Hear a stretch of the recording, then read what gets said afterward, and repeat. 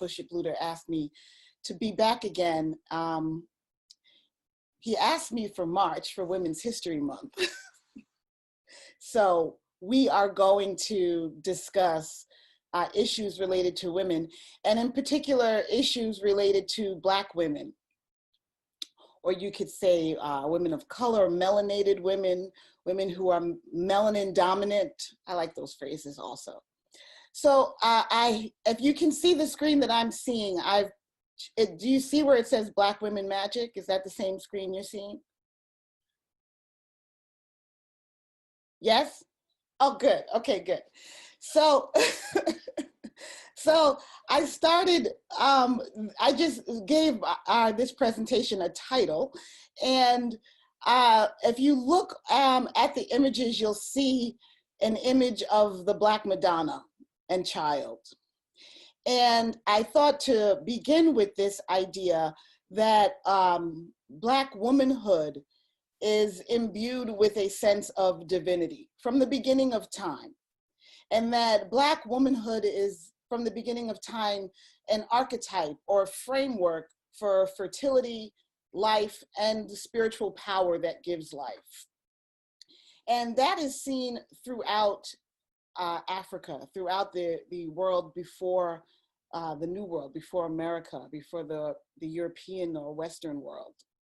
And I think that it's important to start there and to go back to the origin of Black womanhood. So I am presenting these images so you can see the Black Madonna, which is the original image of the mother of Jesus. And in ancient Kemet or Egypt, in Kush, in Nubia, there were representations of the Black mother. And the word for mother was Mut, M-U-T, right? And Mut literally means mother. There were also images of justice and truth, which were represented as female. In Kemet, there was Ma'at, which represents the scales of justice or truth and righteousness. All throughout Africa, you have images of female fertility and motherhood. You have Oya and Yemeya and Oshun, etc. So what really is a Black woman? Black women are the mother of humanity, the mothers of humanity. As you might know, human beings, our species is called Homo sapien. We're the only human species alive, and our DNA can be traced back to the oldest mitochondrial DNA, which comes from one original ancestor and can be traced all the way back to what they call mitochondrial Eve, using the Eve from the Bible as a reference. And mitochondrial DNA is passed down only through women. A woman can pass that DNA down to her daughter, and if she has a fertile daughter, that daughter will pass that DNA down to her daughter. And that can continue for generations. And that is the reason that we can trace the mitochondrial DNA of all human beings to one original source in Africa. So simply said, that means that we really all do have the same mother. Everyone on earth is linked back to one Black woman in Africa. And that lineage, in order for that lineage to survive to today, that means that that mother had a daughter who in turn had a daughter for over 8,000 generations. That's the power of a Black woman. And I just thought, if you can see now, I just changed the slide because that concept is very scientific, and in some ways it's largely removed by millenniums, by thousands of years. But to bring it closer to home, there's a woman in American history that you may have heard of, Henrietta Lacks. In 1951, Henrietta Lacks was diagnosed with terminal cancer, cervical cancer, and she was treated at Johns Hopkins University. She resided in the Baltimore area. And a doctor there named George Gay snipped her cells from her cervix without telling her And he discovered that Henrietta Lacks's cells could not only be kept alive, but would also grow indefinitely. And for the past 60 years, Lacks's cells have been cultured and used in experiments ranging from treatments for radiation to testing vaccines. Her cells were commercialized. They've generated millions of dollars in profit for the medical research industry. And the researchers that used her cells patented her cells. However, Lacks's family did not know that her cell cultures existed, and they did not find out for more than 20 years after her death. Her cells are referred to in science as HeLa cells, which is a shortening of her name, Henrietta Lacks. And they are the first immortalized human cell line in the world. And they are still being used today. There's a movie about it. It's on HBO. It was produced by Oprah Winfrey. And there's a book called The Immortal Life of Henrietta Lacks. And it's significant for so many reasons. She was just an ordinary woman in many ways, an ordinary Black woman, native to a native Black American woman. And her story is about the monetizing of Black bodies, not just through our labor, our blood, our sweat, and our tears, but also her cancer cells, and how wealth is built and industries and global power are built and sustained on the innate majesty and magic of Black bodies. I say magic because they don't even understand how it is that her cells can still be reproduced to this day. But the story is very sobering. It's actually a very sad story. It's also a completely ordinary story in American history. I don't know if you can see because I have my video here. Let's see if I need to move this. I can even do it. Can everybody see Harriet Tubman? Yes? Okay. So you're all familiar with Harriet Tubman, I know. And there was an epic, what they call a biopic this year that was released about Harriet Tubman. It's a beautiful movie. I thought it was remarkable. And one of the things about Harriet Tubman that stands out, if you don't know, she was born in the Maryland Eastern Shore area in 1822. Her parents named her Araminta, and she was enslaved. When she was about 13 years old, she was nearly killed because she was struck in the head by an overseer who was trying to capture a fugitive, someone who had run away from his plantation or left without permission. He'd asked Araminta to help restrain this fugitive, and when she refused, she ended up, being struck in the head by a 2-pound weight. And when she was struck, she was unconscious for 3 or 4 days. She did not receive any medical treatment. She was 13 years old. Instead, she was forced to go back to work once she recovered, or somewhat recovered from her injuries.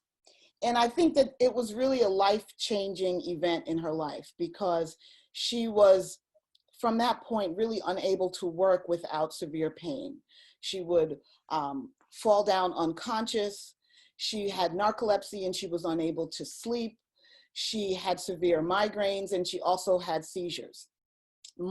This was probably all related to the injury and the concussion that she received, and also the fact that she did not get any treatment. And because she was enslaved, and as an enslaved person, her body was the property of someone else, and her body was used for its labor to work. And the work had to be done whether or not she had headaches. The work was done whether or not she had fever, or no matter the pain that she was in. And so she was truly suffering with this pain and made a decision to escape. And I'm bringing it home because the idea that she is a remarkable woman, and she is also an ordinary woman, an ordinary Black woman who uses the pain and the horror of her experience to propel her to do something very, very brave and remarkable. And not only, as we know the story goes, not only does she escape from this condition of enslavement on her own, alone, and she makes it to Philadelphia, but she returns 13 times to retrieve family members and friends. She, at great risk to herself and even to her family and to her friends, and she returns to help them and to bring them back safely out of slavery. She is able to do that even though she is illiterate. She never learns to read or write. She never keeps diaries or journals. But what she does have as a result of the injury that she endured, she has visions that she believes are visions and revelations from God. She was a deeply religious person. She remembers as a child her mother reading Bible stories to her. She identified as a Christian. She identified as a Christian her entire life. She kept a hymnal of books, of prayers and songs. And she used those songs to communicate with the people in the area of Maryland that she returned to alert them that she was bringing people home, bringing them out of slavery and bringing them across to freedom. She was given the name Moses, which was a direct reflection of their respect for her and also her spiritual power. So I think that because she was reintroduced to most of America this year with the movie about her life, but also because there was discussion of her image being on the $20 bill. And you probably remember that. We were all very excited about who deserves more to be on our US currency. And then our administration changed, and I need not say more. So those plans have been pulled back. But it's also important because her story is not just the story of this really brave woman who was also the first woman to ever fight in the Army, probably the first soldier in the United States Army. She fought during the Civil War. She was a spy. She commanded soldiers during the Civil War and continued the fight for freedom. But it's not just that particular part of the story that's remarkable. It's also the fact that it was through her pain and her tears that she pushed on. It was through those headaches and through the vulnerability of her condition. She was actually a very ill person. And it was the vulnerability of her condition that did not handicap her, but actually fueled her to be a fighter and to not just fight for herself, but to fight for others. And she reminds me of all of the mothers and all of the grandmothers that have helped us and other children, people in the community, help us come along and reach something greater, something that we might not even know is possible. But she represents teaching, bringing people into the future, into the new world of freedom and fighting against slavery. And so I am going to leave, and I'm going to present someone that I think you might not be that familiar with. If you notice, I'm only presenting women. Okay. This is Nicole Hannah-Jones. And this year, or I should say 2019, so in the past 12 months, she has received a lot of attention and been on many news shows and talk shows because she is the founder of the New York Times 1619 Project. And this was a New York Times magazine, an edition of the New York Times magazine, entirely dedicated to slavery in the United States. And 1619 is the date that the first enslaved people from Africa that were sold as property and bound to work for someone else arrived in the colonies in Virginia, which was in 2019 was exactly 400 years prior.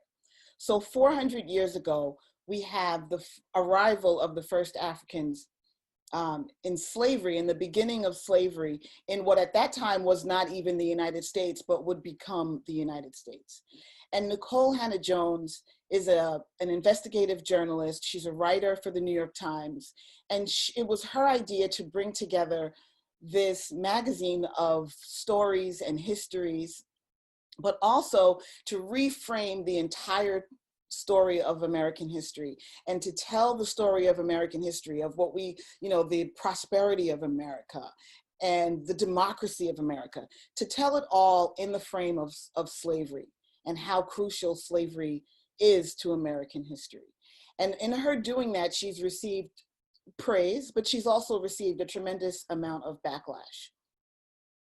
One of the things that she hears all the time, a common response, is slavery was a long time ago, get over it. And this is I've heard this echoed from Black people and white people. Slavery, that was a long time ago, let's just get over it. And she continues, though, to point to the legacy of slavery and how important it is even today. And I think that that's also, I'm going to go back into that period a little bit in a little while. So what she's done is remarkable. When you see her, and you will see her, I wanted you to know who she is. You can look it up. You can research the 1619 Project. There are also educational tools, educational resources, lesson plans, things you could use with students if you are working with any students or if you have any children. And she tells a story about being a 5th grade student. And it's a story that I could relate to so well. She tells the story of being in the 5th grade and getting a social studies lesson in school about the melting pot. And this concept of the United States being a melting pot and people coming from all these different places. And the assignment was for every student in the class to research their ancestral home, to draw the flag of that place, that country, and to write a report about that country. And in that moment, she remembers making eye contact with the other Black girl in the class, because they felt in that moment that they didn't have an ancestral land that they knew of. That because of slavery had made it so that they didn't know what land they came from in Africa. And this is something that I see even today in schools, is that American Blacks, which I like to call Native Blacks, Black people who are from this land and really cannot name or call another country their own, that there is a deep feeling of shame in that moment, because they're not sure what flag to grab. They're not sure what country to identify. And that is an extremely shameful moment, to not know who you are and where you come from. And children go through that in school every day, whether they come home and tell you about it or not. And so in that moment, her and the other Black girl made eye contact. They didn't say anything. She got up, she went over to the globe that was in the corner of the classroom, and she just looked at the continent of Africa and picked a random country. And she went back to her desk, she drew that country's flag, she wrote her report about that country, and she felt like she had told a lie. She felt she did, but she did not know what to do with that shame and with that embarrassment. She said she felt like maybe she could have claimed all of Africa, but certainly there is no flag for the entire continent of Africa. And she felt like she should know, or she should have some other place. And only being able to trace your roots only to the country that enslaved you it hurts. But now that she's an adult, she looks back and she says that if she could tell her younger self anything, it would be to not be ashamed, because this country is her home, is her ancestral home. And her family is from Mississippi. Her father survived the horrors of Mississippi and then migrated north in the Great Migration.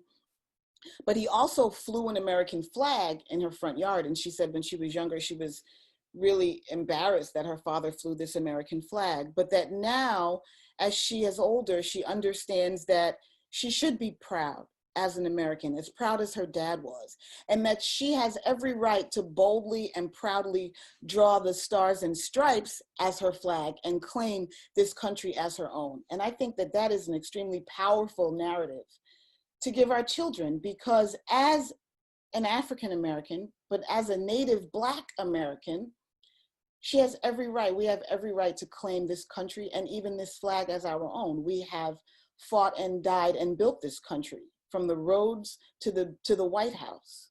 And we have even helped design the American flag. And if anything, we can identify with America more than any other country, specific country on the globe.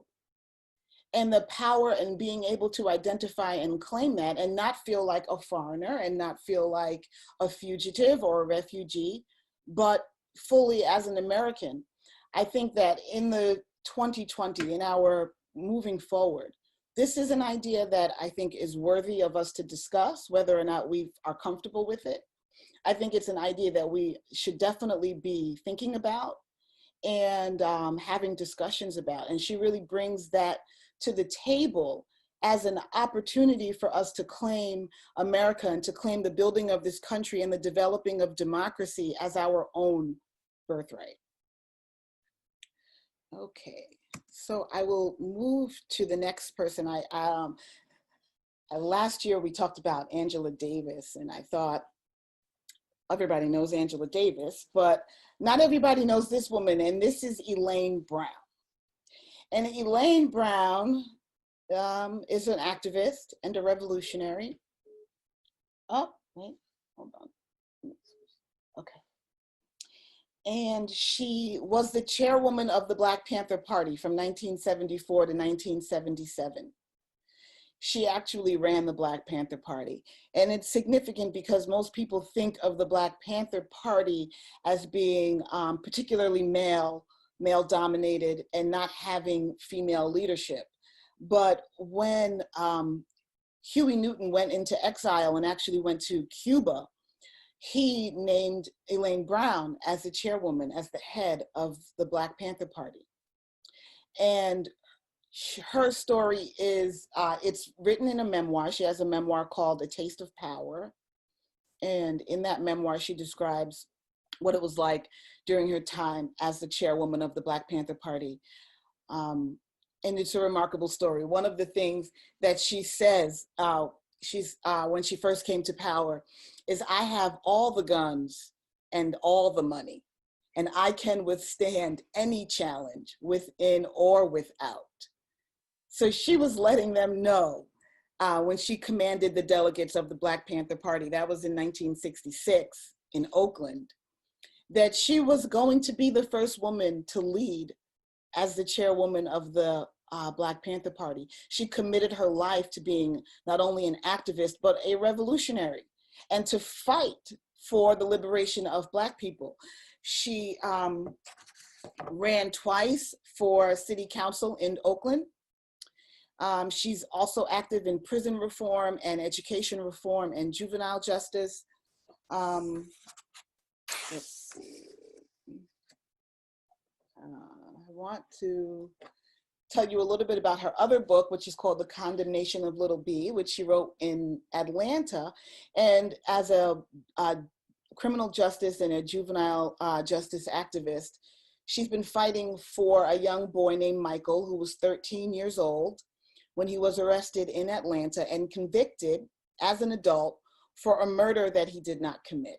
He was sent to an adult prison and is still in that prison, was in that prison for 18 years,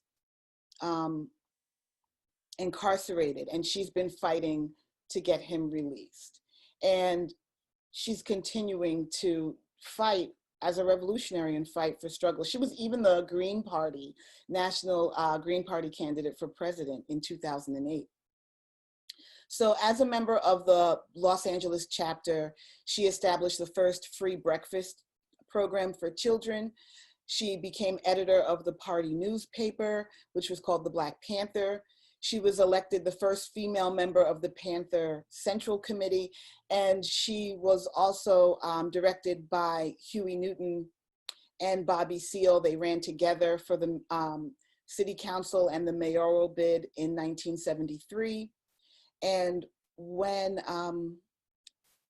Huey Newton was in Cuba, he solidified her position as leader of a very male-dominated party, and she helped work to redefine the Panthers' revolutionary program to include the aspirations of Black women. So it is important that we remember. And if you read her memoir, make no mistake about it, the male-dominated Black Panther Party was not an easy position for her to run and to take leadership over. And as a Black woman, she had to fight not only the racist government state-operated system that they were addressing in Oakland and nationwide, but she also had to address some of these sexist and gender stereotypes that existed in the Black Panther Party and in the larger society, including the Black American community. So I wanted to introduce you to her, and if you want to read more about her, you can. And if you have any women, girls, or children, especially girls, that might be interested in her story, to get her book, A Taste of Power, because it is really inspiring story. But it brings me to the next point, and that is that Black people, Black women particularly, face two different kinds of oppression, not just racist oppression, but also gender bias and gender oppression. And that while that might be something that we don't always discuss, since today we are discussing Black women, and this is Women's History Month, and Luder asked me to come, so we're going to talk about both. So I introduced this woman who is Kimberly Crenshaw. Kimberly Crenshaw is an American lawyer. She's a civil rights advocate, and she is the developer of a theory called intersectionality. If you haven't heard this one yet, you better write it down because you're late. This one's been out for a while. You got to know this one. Intersectionality, write that one down. Okay, so now more than ever, it's important to look at the reality of both race and gender bias, and to understand how the two can combine to create even more harm. Kimberly Crenshaw uses the term intersectionality to describe the phenomenon. If you're standing in the path of multiple forms of exclusion, you're likely to get hit by both. And many of our social justice problems, like racism and sexism, are often overlapping, creating multiple levels of social injustice. She began to develop this theory of intersectionality when she was a law student, and she was learning about the case of a woman named Emma de Granfield. And Emma de Granfield was an African-American woman, and she was a working woman. She was a wife and a mother. And she, like an ordinary African-American woman, she was looking for a job, a better job, to help to support her family and her children. And this became a legal case where her claim of discrimination was dismissed. Are you recording me? Okay. Her claim of discrimination was dismissed against a local car manufacturer. So she was in the Midwest. She was applying for a job at a car manufacturer. She wanted a better life for her children and for her family. She applied for a job. She didn't get the job. She believed that she was not hired because she's a Black woman. The problem was that the law refused to protect African-American women specifically because their experiences were not exactly the same as African-American men or as white women. And so in the lawsuit that she brought, her claim was dismissed on the grounds that the employer did hire African-Americans and the employer hired women. However, the real problem, which the court was not willing to acknowledge, was that the African-Americans that were hired were usually hired for industrial jobs, for maintenance jobs, and they were all men. And the women that were hired were usually hired for secretarial jobs and front office jobs, and they were all white. And so, if the court could not see that the oppression that she was facing was both gendered and raced, and that as a Black woman, the oppression that she was facing was in itself different, then we have a problem, right? In our social justice system. That the policies come together and that a woman like Emma de Granfield is facing double discrimination. And that the court could refuse to put these two causes of action together because they said that that would allow her to have preferential treatment. But from this court case, what we do see is the idea of intersectionality. If you think of an intersection where two cars are on a road in an intersection, and that the workforce is structured like this road, right? This intersection where you have race and then you also have gender. And you have all the hiring practices and all the policies that are on those two roads. And now a woman like Emma, who's both Black and female, she is positioned precisely where those roads overlap. And she experiences the impact of both gender and race discrimination. That's what intersectionality is. It's what you call being impacted by multiple forces. And then because they are in themselves unique, because they are from two different places, you're abandoned to fend for yourself. And African-American women, like other women of color, and also other socially marginalized people all over the world, whether it's disability, ability, sexuality, gender identity, class, ableism, all of these areas are impacting. You're socially marginalized, and you're facing all kinds of dilemmas and challenges and consequences because of intersectionality. So intersectionality, there are intersections of race and gender.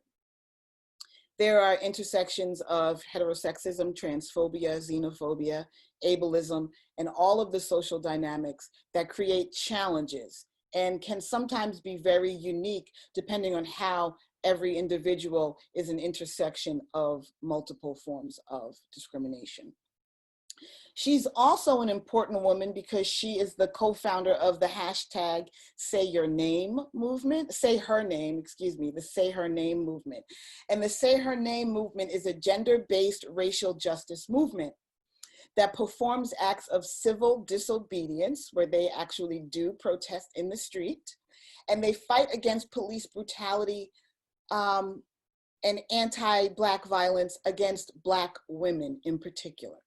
And the hashtag Say Her Name movement's goal is to use civil disobedience to make America aware of police brutality against Black women and girls, who are often left out of the conversation, whose names we do not know. We can often know and recognize Eric Gardner or Tamir Rice or Michael Brown, but we might not know names such as Sandra Bland and Alberta Spruill and Rakia Boyd and Chantel Davis, Shell Frey, Kayla Moore, Kyan Livingston, Miriam Carey, Michelle Crusoe, Megan Hockaday, India Beatty, Tanisha Anderson, Corinne Gaines, so many more. She is at the forefront of this movement, where you go and you say their names to put the frame around.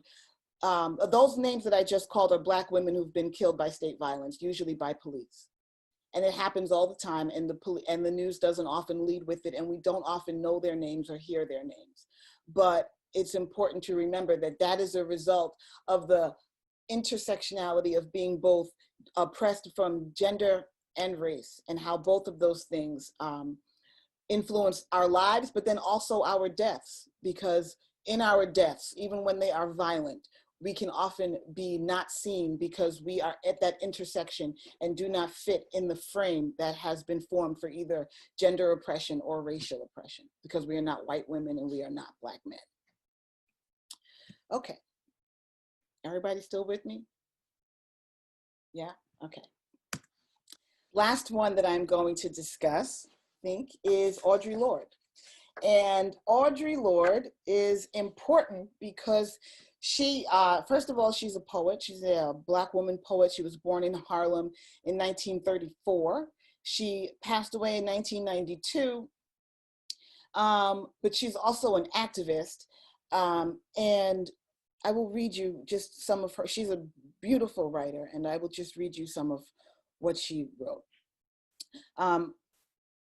She wrote, "My silences had not protected me. Your silence will not protect you. But every real word spoken, every attempt I have ever made to speak those truths, for which I am still seeking, I had made contact with other women while we examined the words to fit a world in which we are believed, bridging our differences."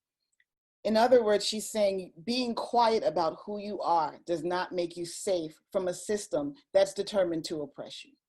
And so she described herself as Black, as a lesbian, as a mother, as a warrior, and as a poet. And in the 1960s, when she was really active, but she was active as a writer through to the end of her life, her speaking of her identifying herself and speaking her truth in that way actually made a difference. She dedicated her life and her creative talent to confronting and addressing issues of racism, sexism, classism, and homophobia. She was a published poet from the time she was in high school. She wrote numerous collections of poetry, essays. She spoke around the world, teaching and traveling. She founded the first American publishing press for women of color, called Kitchen Table. And she continually discussed the need to connect communities and break down institutionalized silences. I'm going to read one more quote from her. And this is from her Transformation of Silence into Language and Action, one of the essays that she wrote. She says, "We were never meant to survive. And that visibility, which makes us most vulnerable, is also our greatest strength. Because the machine will try to grind you into dust anyway, whether or not we speak. We can sit in corners, mute forever, while our sisters and ourselves are wasted, while our children are distorted and destroyed, while our earth is poisoned. We can sit in our safe corners, mute as bottles, and we will still be no less afraid." So I offer her for all of the people in our community who are queer, yeah, because their sitting in silence does not protect them also from a system that's out, a system that discriminates against them. And our not bridging our communities also continues to perpetuate systems of discrimination and violence. So as a woman and also as an activist for race, gender, and sexuality oppression, I think that it's at least worth us knowing all about. Okay, so I'm pretty much at the midway point. I don't know if Pastor wants me to continue because I have, yes. Yes? Is he nodding?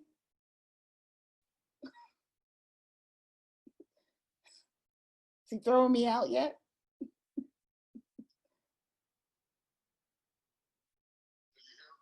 Yes.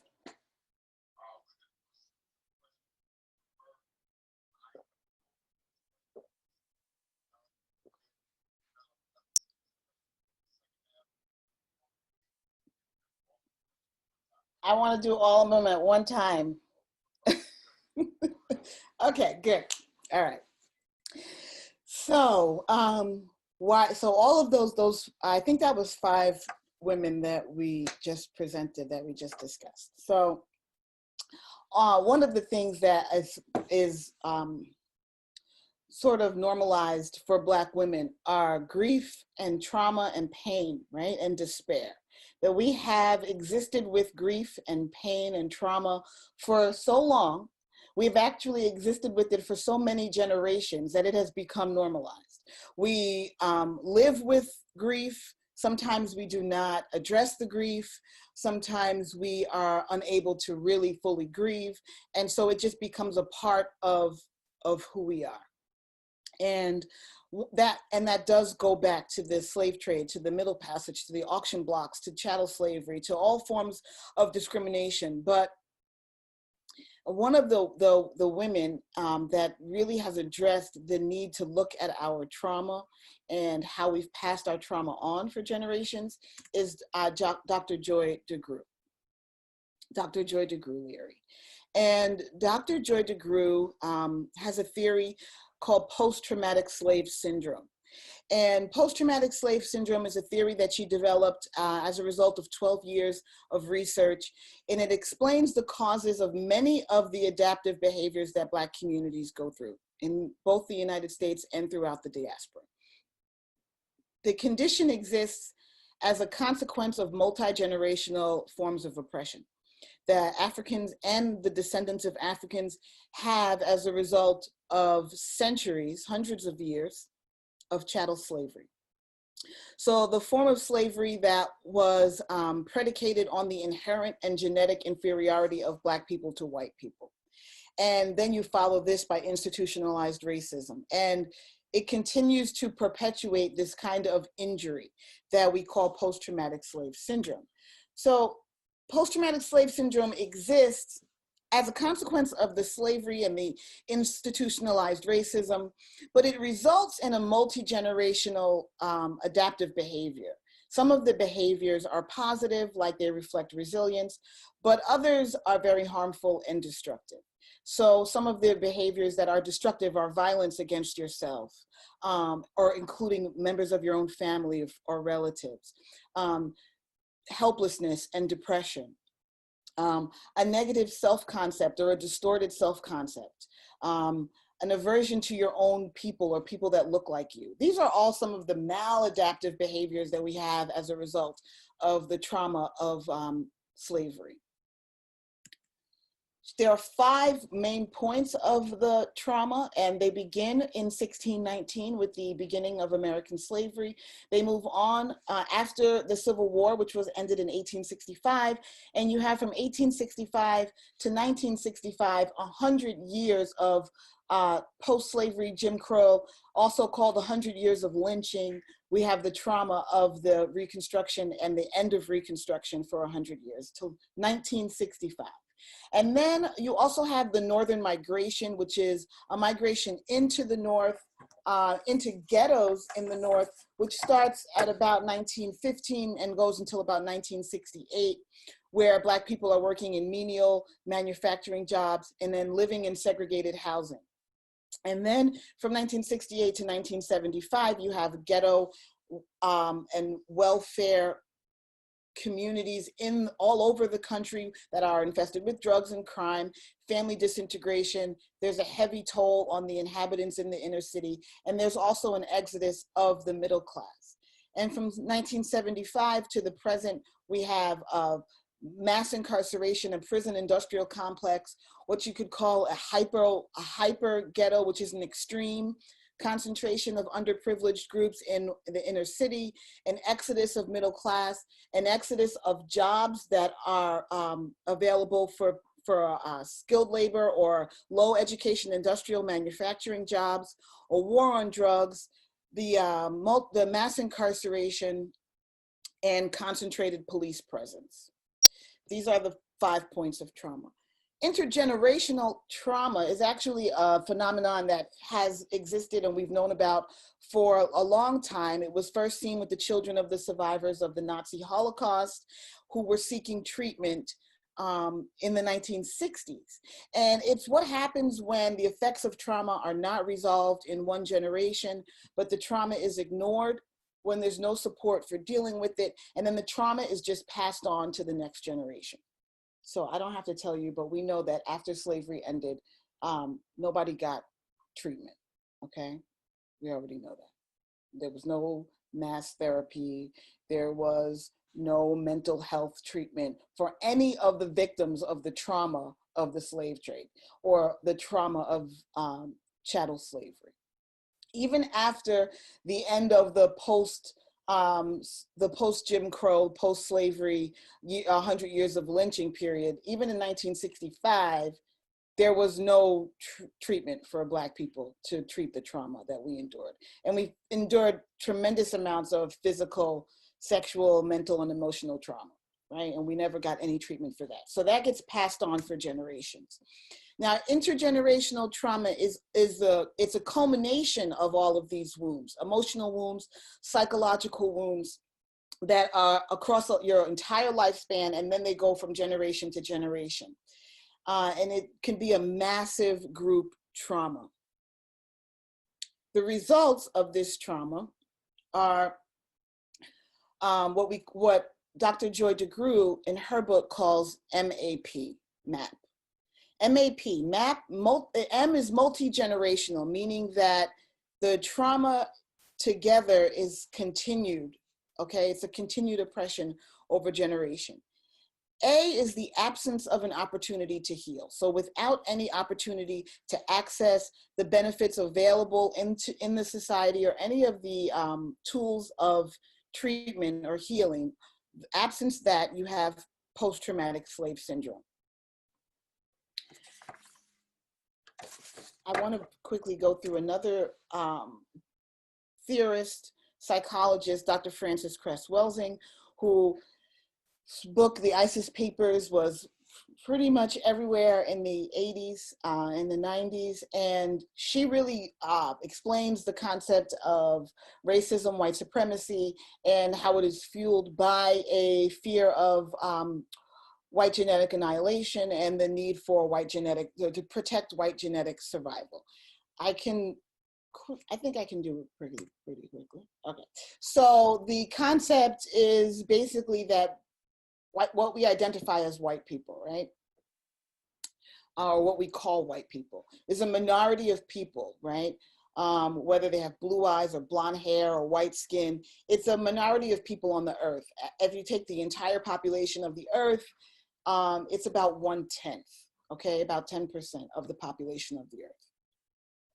And that because it's such a small minority, and it's also a genetically recessive gene, meaning that if a white person and a non-white person have a child, that child will be a non-white person. So it's a genetically recessive trait, right?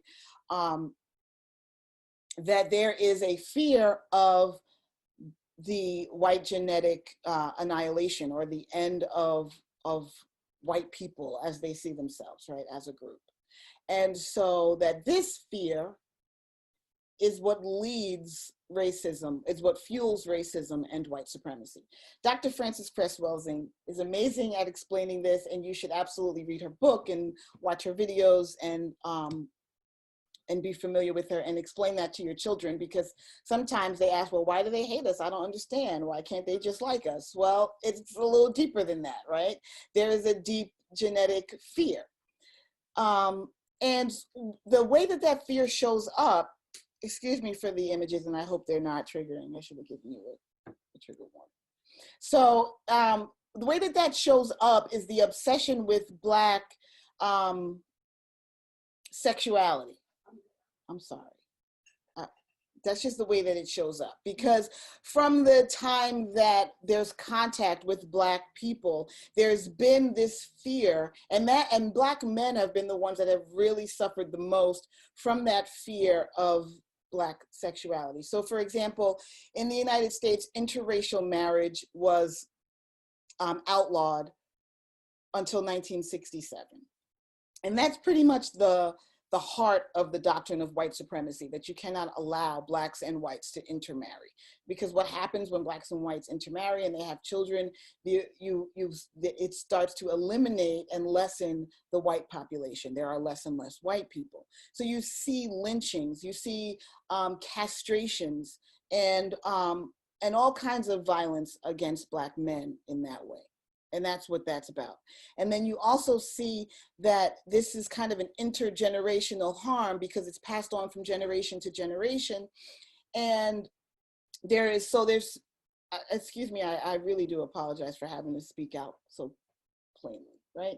But there is sexual violence that is inflicted on the African diasporic communities, not just in America, but throughout the diaspora, right?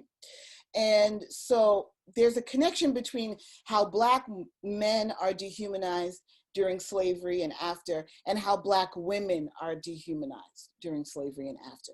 And that both of those types of oppression are different, okay? There's a different way that Black men are subjugated, and then women are subjugated on another way. But what happens is when we come together as Black men and women are in relationship or as families or in parents, it becomes a temptation for us to punish each other for these two forms of overlapping forms of oppression. Okay. So one of the things that we have to look at from the trauma of slavery and then the trauma after slavery, the terror of the Ku Klux Klan, the terror of lynching, is that there was a psychology behind beating Black people, our bodies being beaten and abused and raped. And that violence was done very methodically, that there was a method to the way that Black people were beaten and raped. And one of the ways that it was done was specifically to destroy both the Black man and the Black woman and their relationship to each other, or their ability to be in relationship to each other. So a slave master had every right to go into the slave quarters to take a woman, whether or not she was a wife and had a husband, to take her and to rape her or to pass her around to whomever. And that the man had no right or ability to protect her or to stop that from happening. Okay, it's hard to even say, but imagine that this was actually common practice and that this trauma, our ancestors endured this trauma for hundreds of years. And that they didn't speak about this trauma. They just endured this trauma. And they stoically kept a stiff upper lip and continued to survive, but that we never received treatment from that trauma. Okay, and that trauma goes on for hundreds of years. So for generations and generations, that trauma goes on. So it destroys, in one way, it destroys the man because he is unable to protect his woman, right? His wife. And it also can create all kinds of issues where he is wondering why she couldn't just fight that, but he knows that she cannot, right? That she cannot fight it. And she will also wonder, well, why couldn't he protect me or stop this from happening to me? And she knows that he cannot. But then there's a shame because she knows that he could not protect her and he knows that she could not fight it. And they don't want each other to feel the shame of what they wish they could have done, but they know they couldn't do. And so it becomes very hard to look at each other. And so then they have to, it becomes painful because looking at the other person is a reminder of your own failure. And Black people now have to deal with that for generations. They have to keep dealing with that. Looking at the other is a reminder of your own failure to protect your wife, your own failure to fight off that attacker. And so that becomes very difficult to mitigate and to work through and to create healthy relationships. And so it becomes much easier to say, you know, the psychology is to say, well, I don't want to look at you. I want to see something different, something that doesn't remind me of that failure. So let's see if I'm at the same place.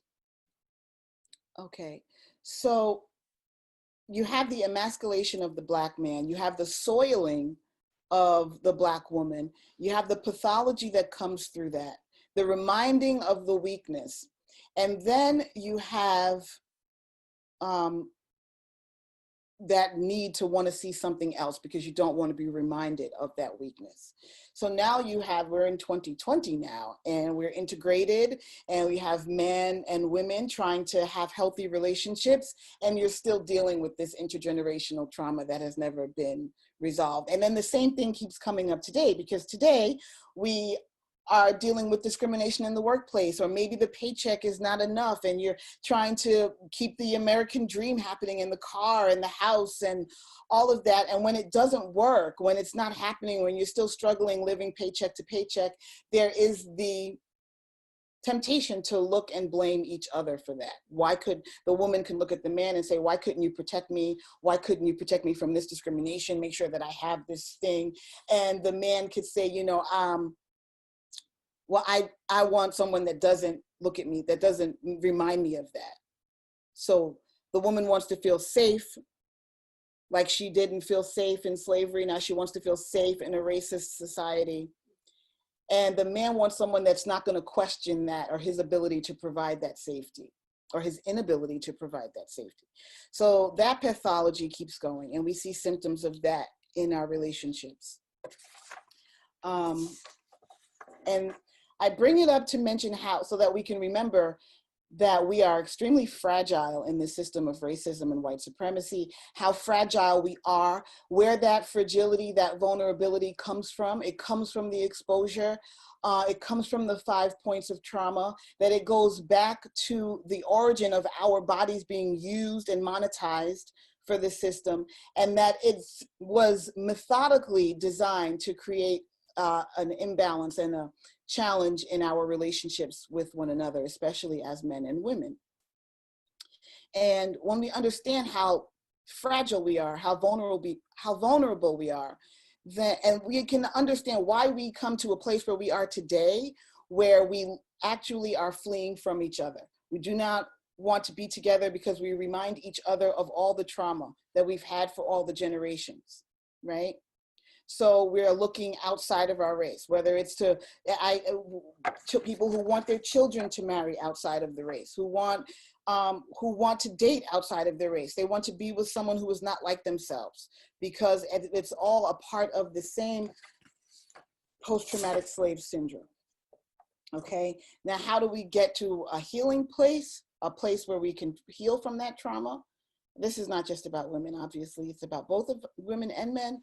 We have to love ourselves, or at least be willing to love ourselves beyond how much we've hated ourselves. So we have been taught to hate ourselves, and we've carried that for generations, and we have to love ourselves past that point where we've hated ourselves. And that is what we've been carrying from our mothers and our fathers. I believe the last thing I'm going to discuss is colorism, which is a form of the racist socialization or internalized racism, and it's one of the effects of the post-traumatic slave syndrome. And I want to end with just a discussion of colorism.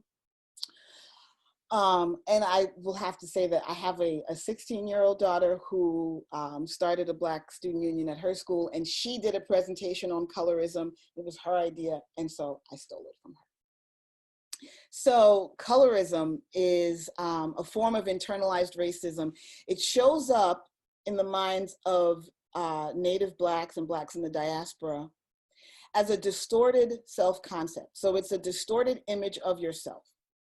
And it's also an antipathy for members of your own ethnic group, the customs and mores of your own ethnic group, and specifically the physical characteristics of your own ethnic group. So this antipathy or hatred for the physical characteristics of your own ethnic group, we call colorism, but it could also be called texturism, relating to the texture of your hair, or featureism, relating to the features of your face or body. If you see the images that I put there, I put them there because these are phenotype variations on the continent in Africa. And there are many more. I couldn't fit them all. Okay, I could only fit these 6. The phenotype variation on the continent of Africa is greater than any phenotype variations anywhere on the globe, which means that as people who are from Africa in a very generalized way, could be from any part of Africa, we all look different. There are all different, we have all different complexions and different features, and to be African could be, is to be a variety of phenotypes. But in America, the thing that's different about in America, black is black. It doesn't matter. In America, it did not matter if you were light or black or dark. In America, your legal rights were the same. There may have been preferential treatment, and certainly there was preferential treatment in the, on the slave plantation or in the workforce or in the ghettoized North or in different industries. There's preferential treatment. There's a light skin privilege to being lighter, but there is no legal benefit.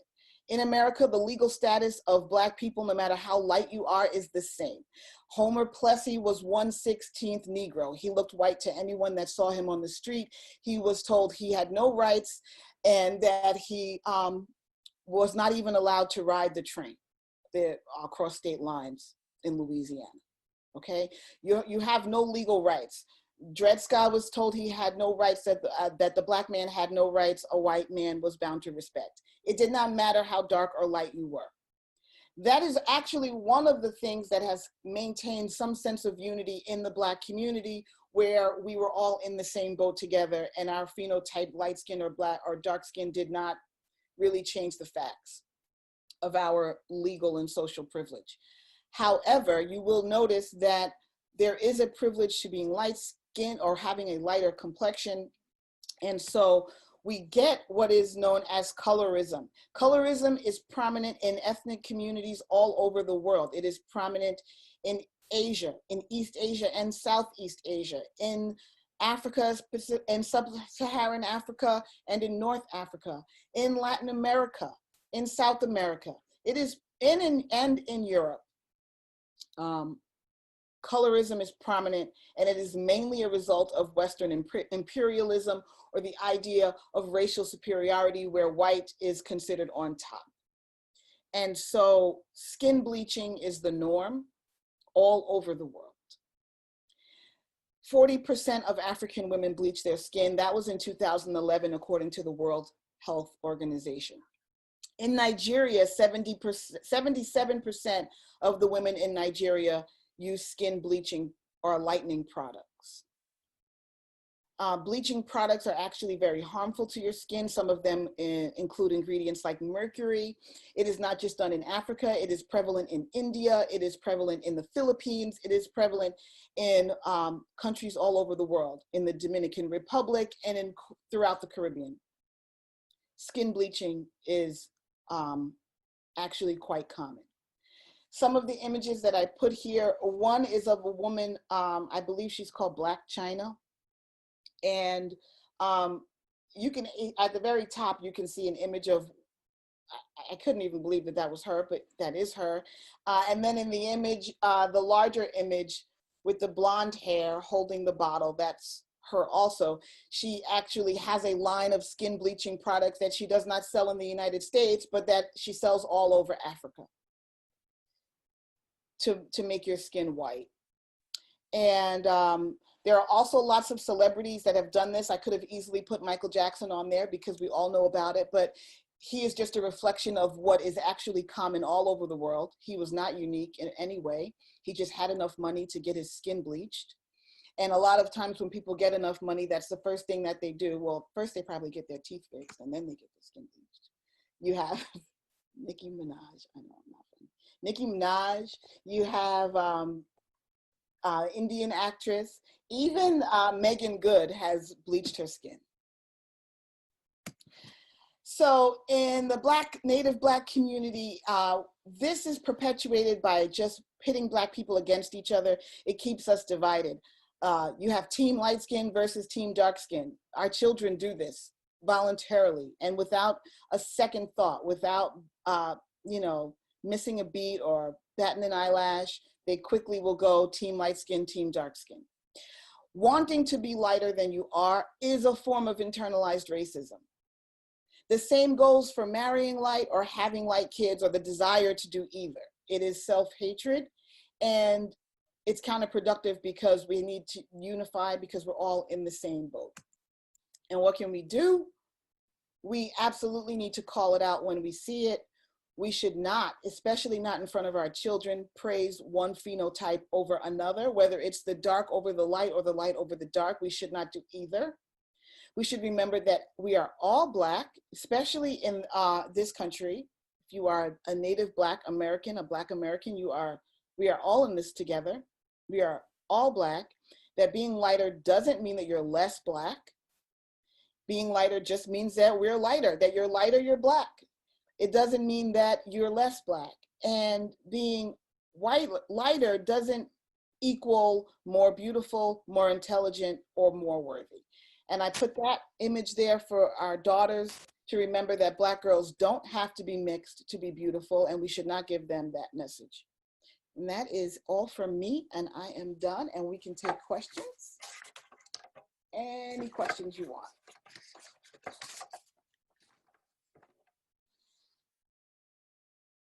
Hope I didn't lose anybody there.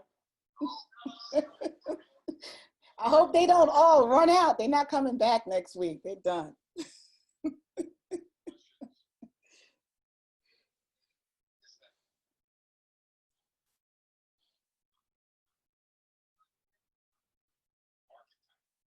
Archetype. Oh, I'm glad you asked. It's like a frame, right? It's like a mold, and we have people that fit into different molds. So the mother is an archetype. The hero is an archetype. And we just put people in different frames, but the frame is already there and it goes ancient. It's an ancient construction of different human roles.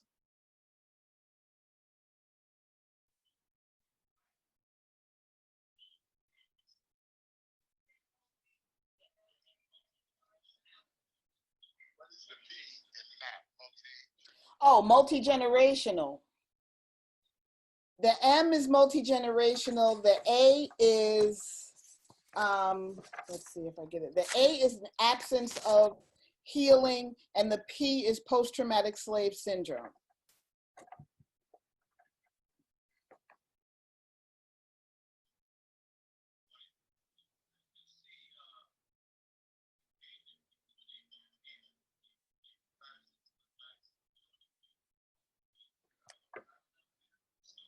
Could you repeat the question for me, Bishop?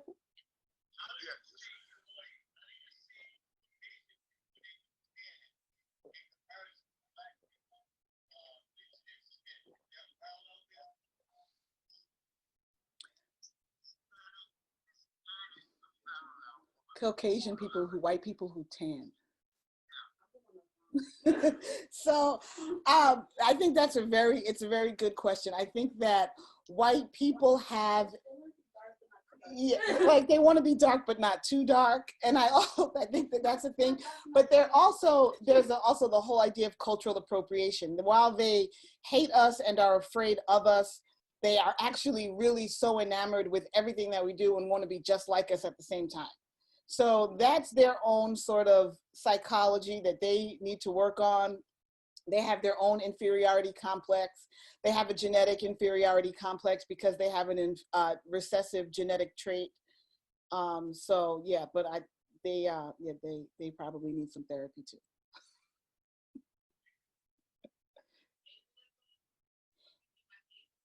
I'm so glad you asked that question. Ableism, because these are all things that like are now people are learning more about, and I'm learning more about. So ableism is discrimination on people based on their ability or disability. So anyone with what we call a disability, whether they're in a wheelchair or they're vision impaired or they're hearing impaired, that those are all what we call abilities, and then discrimination based on that is called ableism.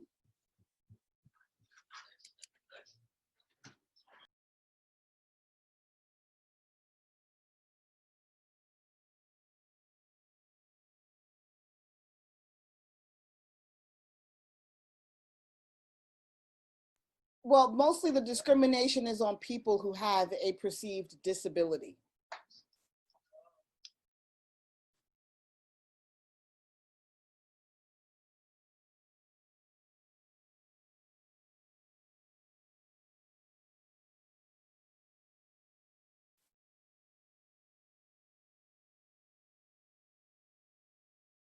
So a discrimination based on race is still just racism. So discrimination based on race is racism. Discrimination based on gender is sexism, and based on a disability is ableism. But Doctor, that raises the question. How about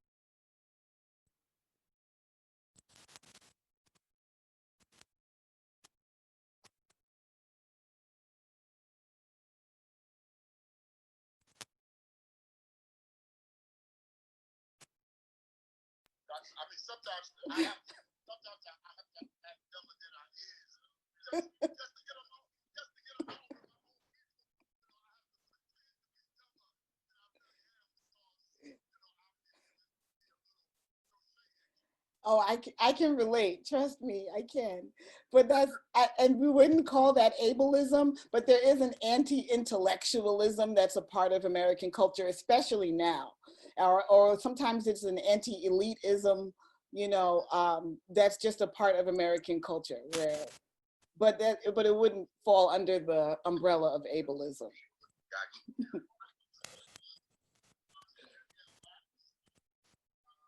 She said that the DNA is being used. Did you say 800 generations? Okay, so we said that the oldest mitochondrial DNA of what we call Eve, mitochondrial Eve, was 8,000 generations, which is 8,000 generations. Henrietta Lacks's cells have been used for over 60 years, and they're still surviving in petri dishes in research labs. And they don't just survive; they regenerate themselves. They reproduce. So how did when say you said 8,000 generations, right? And I just did a quick Google on it, so we figured 30 years as a generation, correct? Yes. What is 40 years? Sorry. I thought it was all 40 years as a generation. Well,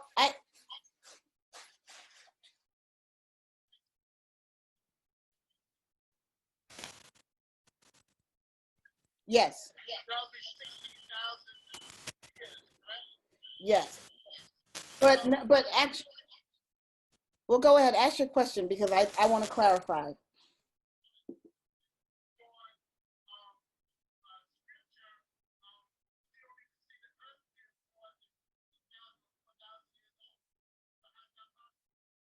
So the scientists who have studied the DNA sequence of Homo sapiens, which is the human species that we belong to, trace that back 150,000 years. That's what they say.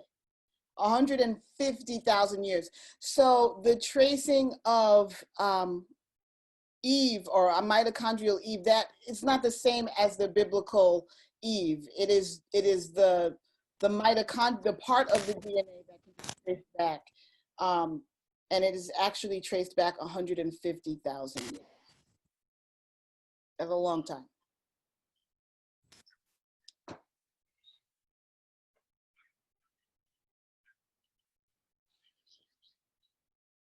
Yeah. So they just use the term Eve.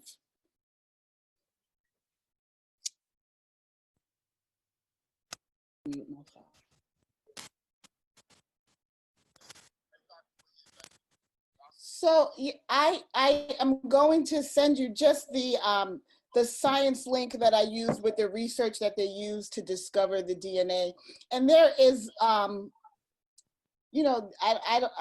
I just read the science. I am not certainly going to interpret whether or not the science and the scripture are in line, but I was using the scientific research, and I'll share it with you, and then I think that you're intelligent enough to make your own decision about whether you think it's valid or not. okay, question. Okay.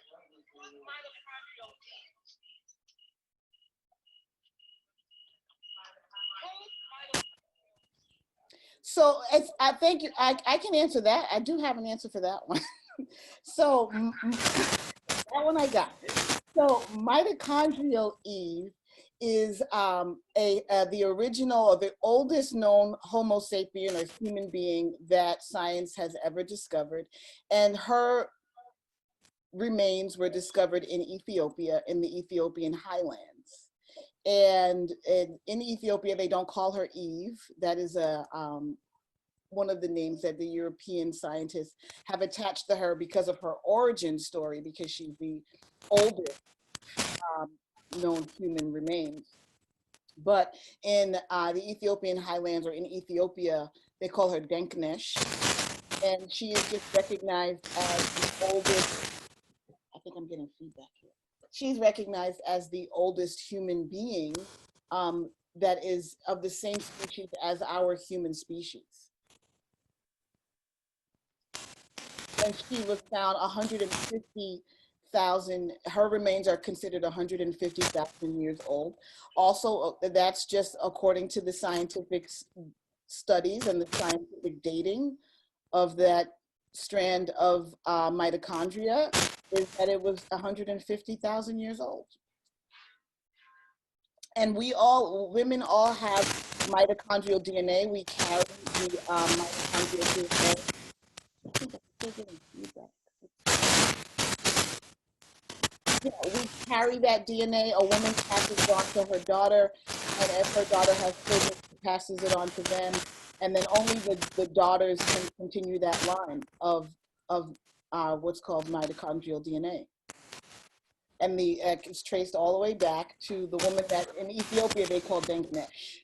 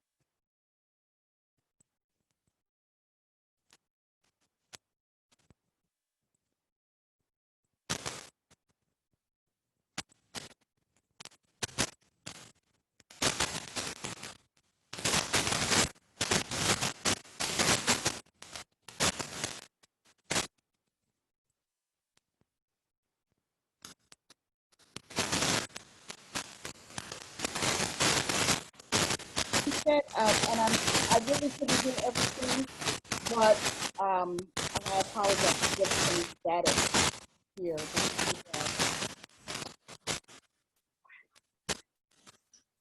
She was speaking about, are there any records prior to the flood in the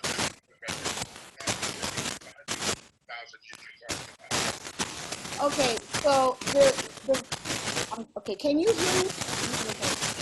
Yes. Okay, so the research of this geologists is that the Earth is 4 million years old. No, million. Yeah. And I believe that there are. I'm sorry, I really cannot answer that. I do not have any idea about the actual dating of the flood.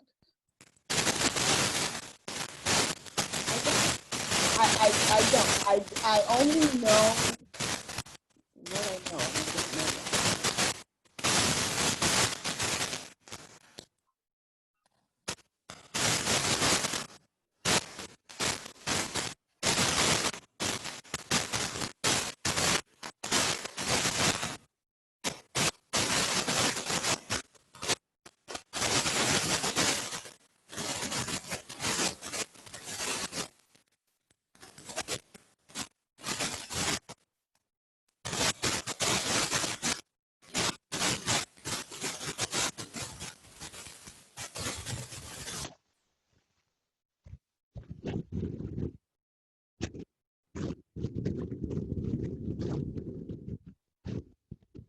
I'm glad you said it breaks your, because it does break your heart. And I think that's why we don't talk about it. We just don't talk about it because it's that painful. And for generations, we have not discussed it, but we still, what happens though, even though we don't discuss it, is we still pass on the effects. We still carry the legacy of it. We still carry the pain of our mothers and our fathers, and their mothers and their fathers. And we have been continued to carry that pain. And so we will just continue to perpetuate that pathology until we acknowledge it and deal with it and heal from it. And so in spite of the fact that that is really painful, ignoring it has not served us well. And not discussing it has not served us well. It has just continued for us to, it's continued these maladaptive behaviors, the pathology, the running away from or fleeing from one another, the inability to look at each other and to face each other. Um, and those maladaptive behaviors are what we can call post-traumatic slave syndrome, but that's not an excuse to not do something about that.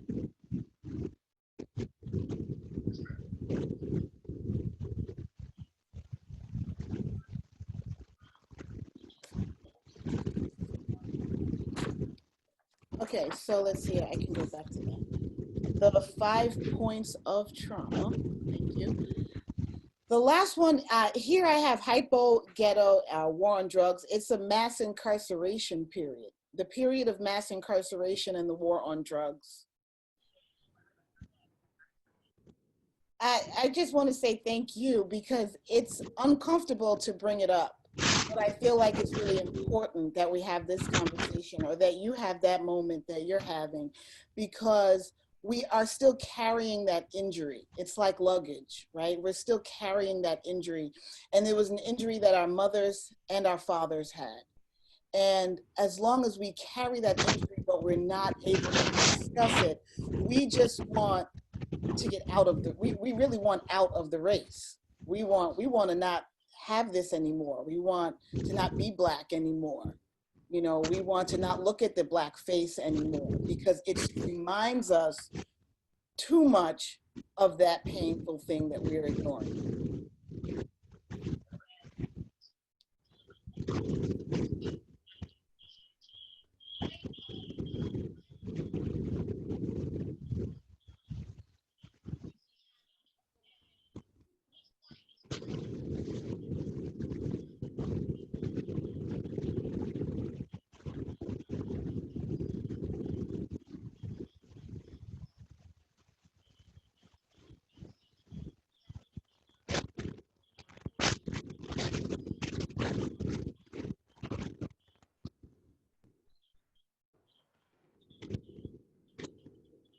But you know what, Eldora, I found out in the 100 years of lynching that there were more white people lynched than Black people. And white people would get lynched for being nigger lovers or for helping Black people or for employing Black people and treating them fairly or for having relationships with Black people.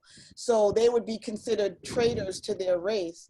And the Ku Klux Klan killed more white people, and we just don't talk about that.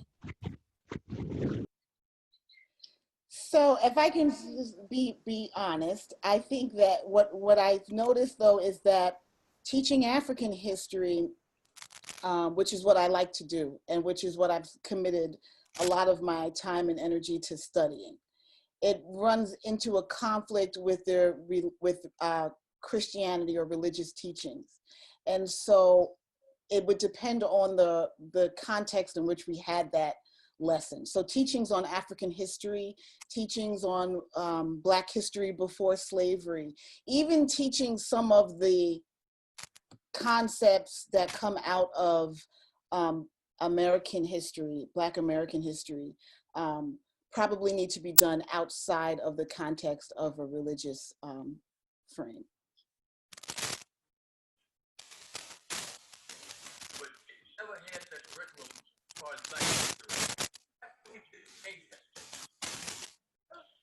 That's an absolute truth. I am a high school teacher, and I became a history teacher because I loved history, and I thought that I would just go in there and teach Black history all year long, and they stopped that right away. Okay, that's not the agenda. So we have to teach our children our history on our own terms. We need to teach them our history outside of the school. The school system is not designed for that, nor does it support that in any substantial way.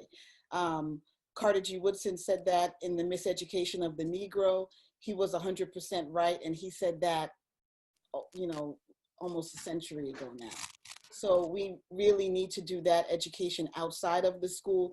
We cannot have an expectation that the education system is going to teach Black history accurately. And if we expect them to do it, we are completely fooling ourselves.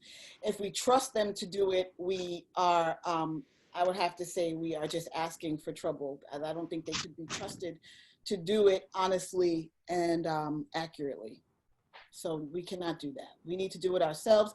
I teach Black history in the summer right at the Commerce Center for the children, which I call Real History.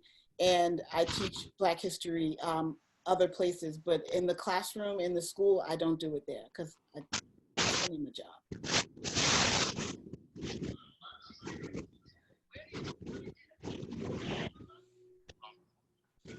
Yeah, at the Quintine Center, yeah. We run, there's a program there that's for children ages 8 to 18.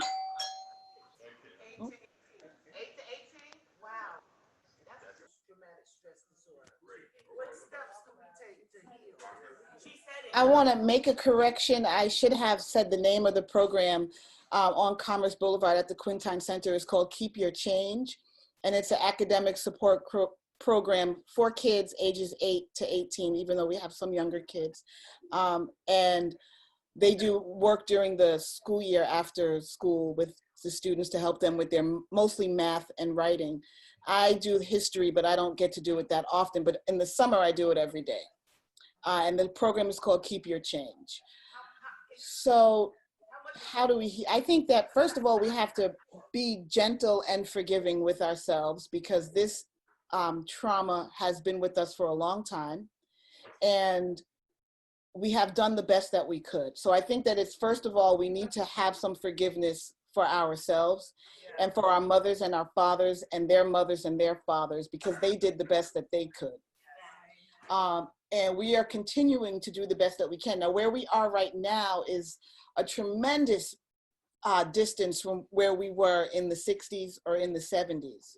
And we even, so we have actually come a great way. The issue with the skin lightening, that is not new. And it is not just us. That is the predictable, it's a very predictable byproduct of white supremacy, of racism and white supremacy. So what we really need to do is to speak openly and honestly. I believe the place to start is with the post-traumatic slave syndrome. I think that's the place to start because it allows us to really understand some of the behaviors that we see and where they come from. And the history and all of that, it took me years to acquire the historical information that I've been able to acquire. And it's taken a lot of extra activity to learn about African history because it's not on the internet and it's not in the textbooks. So it takes a long time to acquire all of that, but we can start with teaching our children about post-traumatic slave syndrome and being forgiving with ourselves as we go on the journey to acquire what was lost. Because what was lost wasn't just lost, what was lost was stolen. What was lost was taken, and it was taken for a reason. That's our history, our language, our names, our culture, all of it, who we are. So we are, without that information, not really knowing. And that is not something that, and we can feel shame for that and beat ourselves up for that, but we need to forgive ourselves and be proud of who we are and where we are and continue to move forward. Oh, also, I forgot to mention the 1619 project. If your children are curious about history or you want to teach them, that's a great place to start. It's just a magazine for the New York Times, and there are resources online. There's a podcast which anybody could listen to, and that's a really good place to start also, the 1619 project. Last question. Yes. I love that. And actually, I was presenting Harriet Tubman as a woman, an ordinary woman, but also a spiritual figure and a spiritual leader. And so someone who was tapped into something super or beyond human, something greater than us. She was tapped into her God, her belief, her religion. She was tapped into that. So she really, more than anything, I think, is someone like, if we raised up people into sainthood like the Catholics did, I think she'd be like right on the list. Oh, yeah. Friends, let's give Dr. Naima Robinson a tremendous hand. Ooh, excellent, excellent. Oh, I lost him again. Uh-oh. Yeah. I can't hear anything, but that's okay. Yeah, my phone died. Let's give her a hand again. Yes.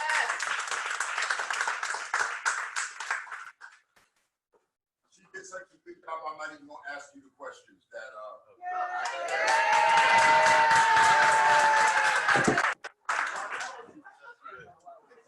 I saw you all taking plentiful notes. And that's my greater goal and objective, is that there's some level of retention on your part. And so since I'm convinced that that has happened, I won't have to quiz you. All right. Thank you so very, very much. All righty.